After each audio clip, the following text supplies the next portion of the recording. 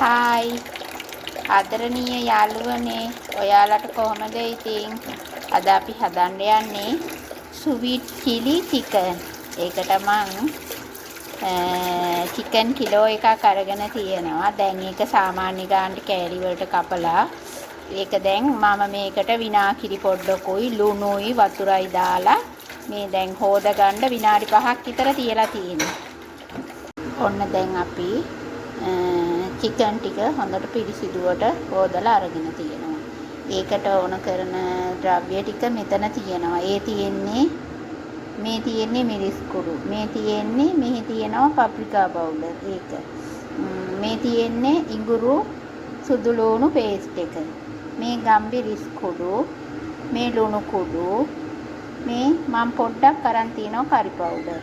ඔයාලටත් ඕනනම් කරි පවුඩර් පොඩ්ඩක් ගන්න. ඔයාලා හදන ප්‍රමාණය අනුව මේ අඩු වැඩිය වෙනස් වෙනවා. මම අද කුකුල්ලු කිලෝ එකකින් තමයි මේක හදන්නේ. ඊට පස්සේ තව තියෙනවා බිත්තර සුදු මදයක්. ඊට පස්සේ මෙහි තියෙනවා මේ බඩ ඉරුඟු පිටි. ඒකට කෝන් පවර්. ඒකෙනොත් හැඳි දෙකක් විතර අපි මේකට මිශ්‍ර කරනවා. ඔන්න දැන් අපි මේ ටික ඔක්කොම මේකට මිශ්‍ර කරනවා.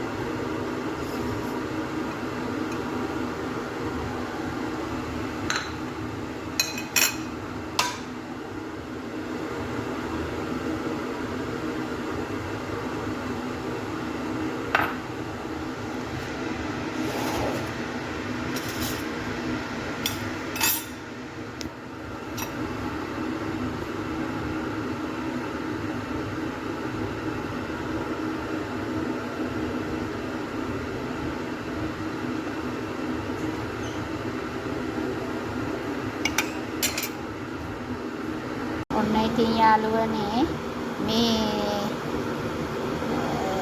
චිකන් ටික අපි දැන් මේ ඔක්කොම මිශ්‍ර කරගෙන පැය භාගයක් මැරිනේට් වෙන්න ෆ්‍රිජ් එකේ තියලා තමයි ගත්තේ. දැන් ඉතින් තෙල් ලිපේ තියාගෙන තියෙනවා. දැන් ඉතින් තෙල් ටික රත් වුණාට පස්සේ හිමීට එක දාලා පරිස්සමට බැද ගන්න ඕනේ. ඔන්න දැන් තෙල් එක රත් වෙලා තියෙන්නේ.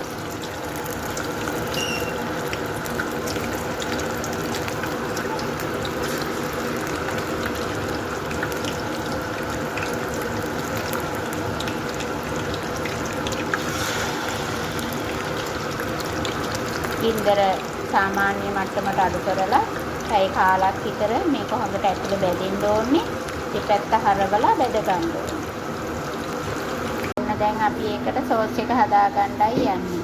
මෙතන තියෙනවා තක්කාලි පේස්ට් එකේ මේස හැන්දා, කෑලි මිරිස් කුඩු තේ හැන්දා. මෙතන තියෙනවා බෙල් පෙපර් ගෙඩියකුයි ලොකු බීලුණු ගෙඩියකුයි කොටුවට කපාගෙන. මේකේ තියෙනවා පැණි හැන්දයි. ඊට පස්සේ තියෙනවා නුඹුරු පාට සීනිත් මේස හැන්දා. මෙතන තියෙනවා ටොමැටෝ සෝස් එක. මෙතන තියෙනවා සෝයා සෝස්. ඒකෙනුත් හැන්දක් එකතු කරන්න ඕනේ අපි මේක. දැන් අපි මේ වලකට තෙල් දාගෙන තියෙන්නේ. දැන් මේකට මේ තක්කාලි පේස්ට් එක දාලා ඒක පොඩ්ඩක් හොඳට කලවම් කරගන්න.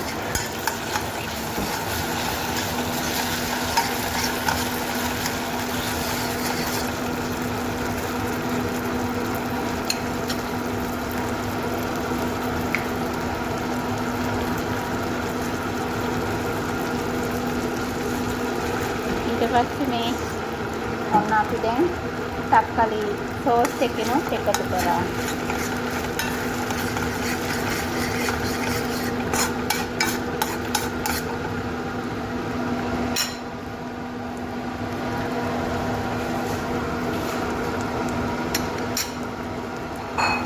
ඊට පස්සේ කෑලි මිරිස් කුඩු ටිකක් අපි ඒකට එකතු කරමු.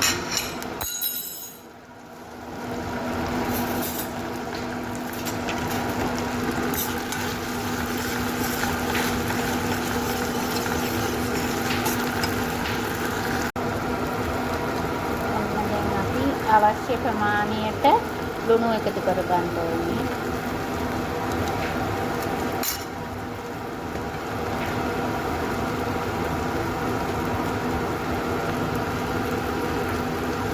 ඊට පස්සේ සෝයා සෝස් පොඩ්ඩක් එකතු කරනවා මේකට. සෝස් එක උඩ තියෙනම් වතුර පොඩ්ඩක් එකතු කරගන්න මේකට. දැන් ඔන්න අපි ඒකට චීනි ටිකයි පැණි ටිකයි එකතු කරනවා. ඔන්න දැන් අපි සෝස් එක හදලා ඉවරයි. දැන් ඒකට කොකොල්ලු ටික එකතු කරනවා.